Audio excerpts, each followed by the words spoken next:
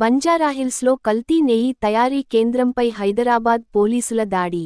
Hyderabad task force మరియు Masab tank పోలీసులు సంయుక్తంగా నిర్వహించిన దాడిలో బంజారాహిల్స్లో ప్రైడ్ డెయిరీ పేరుతో నడుస్తున్న కల్తీ నెయ్యి తయారీ కేంద్రాన్ని బట్టబయలు చేశారు.